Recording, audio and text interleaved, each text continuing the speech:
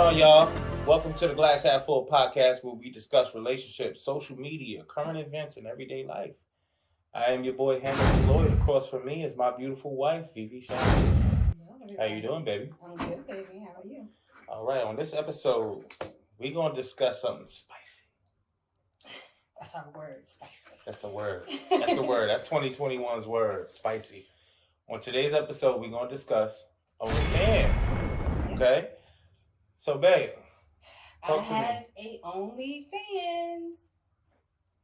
If you don't know, now you know, nigga. I have both. I have two. I have a free one and I have a paid one. If you want to know what's on it, you got to click the link to see. But being that I am married to you, my wonderful husband, and I do have a gorgeous baby boy downstairs. So You interrupted the first podcast. he's not a baby. He's a grown-ass older man. Having that and then also doing OnlyFans is a bit tricky. Of course, we had a lot of thought going into it before we actually did it. We did. I started off with Patreon. I started off just on Instagram. I love, like we said in previous podcasts, I love to dress up. I love to get sexy. That's something that kind of actually helped me come out of my postpartum depression. I don't know if you remember. But when I had got some, random piece of lingerie, I think, just to spice up things between me and you, you ended up taking a picture of me of it. And you posted it, and I was all like, weirded out about people seeing me, my mama, you know what I mean? People thinking bad about us or whatever. She's a grown-ass woman, dog. I was, and was close to 30 at that point, right? I'm sure I was close to 30 at that time, but I was still worried about what people were going to think about me. But he put it out there, and I actually had a positive feedback from it. So that kind of like fueled me to kind of keep going. And then overall, I think, we started thinking about a business with it, and that kind of pushed us because we all know that sex sells. So that's how we ended up getting to the Instagram version. Then from the Instagram, it's just like, okay, well, why am I putting this information or this image out here for free? You know what I mean? When I can get paid for it. Right. Something similar to just like how the strippers are. But at this point, no one's touching me. There's not a danger with it. You know what I mean? That wasn't going to happen, by the way. So go ahead. So that's how I got into the OnlyFans. Like I said, we did think about it a long time, had other steps before we just jumped into it. But the point of it is, I don't want to crowd my brand with just sex, because it's way more to me than just sex. Okay, I know I look cute, but there is a lot to me, and so I didn't want it to muddy my brand. So I felt like that was a platform for that. So let me just go ahead and transfer these type of images to that account. That way I have my fans entertained there. And then I can also still put out what I want to put out on my Instagram, my personals, and social medias and so forth. Yeah, talk to me a little bit about the feelings that you had as far as when you started the OnlyFans, how it made you feel as far as, were you nervous for your first post? Were you confident in the first post? Hell yeah. Well, I think, okay, so we tested it out first. Of course, you have stuff in your camera log already, so you put that out there first. Things that, you've already, taken and felt comfortable with being out there. So you start with that.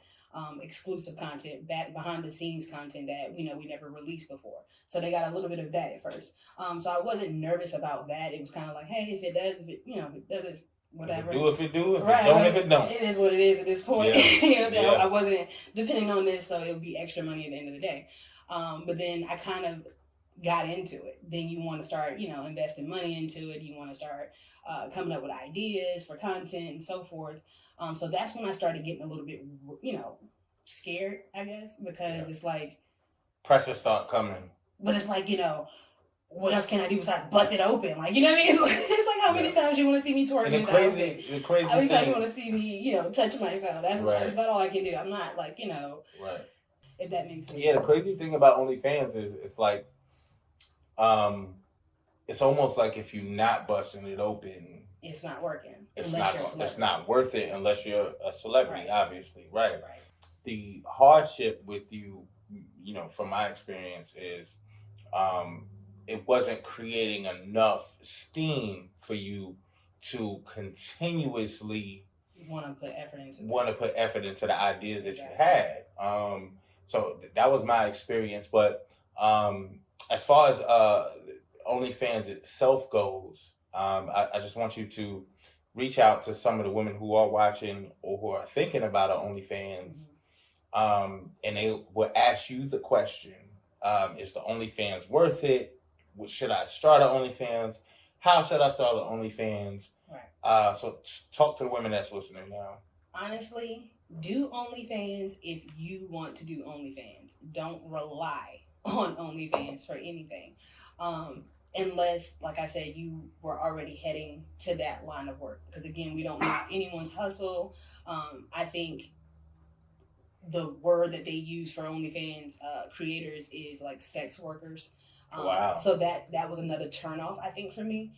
Because I see myself as more of an entertainer than Right. I see myself as a sex worker. Right. Because I'm selling, sexy content, but I'm not selling sex. Like I'm not masturbating. I'm not giving oral. I'm not, you know what I mean? I'm not gonna do all of that. Right. So if that's not something, like I said, that you already wanted to go down that line with, if this is just something that you wanted to play with and just see, then I think it's definitely worth it. Why not? I wouldn't post this content now. Now that OnlyFans is there, there's no reason why Instagram should have a whole bunch of soft porn. That's right. and right. Booty pictures. You gotta pay me for that shit. Exactly. Right? They gotta pay you for that. I mean, right. Why not? Why release this content for free when there is a platform that you can get something from it?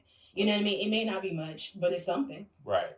So it's not something, like I said, that I see people reaching their dreams with now. There's people out here buying Bentleys and this and the third, realize they had a fan base and a name before this happened. Exactly. And you don't become a millionaire overnight through OnlyFans. Right. And even if you are busting it open, it still takes effort to become what you want to become, essentially. Right? But what that leads into is pornography and all of the other things of getting paid for services, right? But to kind of turn the tables here. How do you feel? Like, as my husband, I know a lot of people assume that automatically I'm not married, even though it says in my bio, wife. People make their own shit. Can't be because I have an OnlyFans. So, as my husband, explain to the world how you have the confidence in your woman to have an OnlyFans. It's a few things here. One is, I look at social media as a big video game, and a lot of people think about this shit as real life. I look at it as a huge video game. If you play the game, you'll reach a certain level to beat the game. That's how I look at social media, because it's not real life. Real life is having my wife in my home, us going through real problems in life, and us having to solve those problems. Social media is not a problem, right? So it takes a man with a ton of confidence to allow his beautiful woman to post these sexy pictures, because everything is a fantasy, right? So social media is also a fantasy. You look at artists and you look at creators and curators, and you want to become these people on this platform. That to me is a big fantasy, cut away from the real life. So it takes a lot for me. Number one, she was modeling before OnlyFans. Before she even met me, she was modeling. So who am I to tell her not to do these things because I'm now in her life? No. If that's what she was doing before me, and that's what she enjoyed doing, who am I to tell her not to? Right? So it takes a certain kind of person, and a special kind of person, to not be that jealous to hinder somebody's dream or opportunity that they seek, or that they're dreaming about, or that they're wishing for. It takes a lot to do that.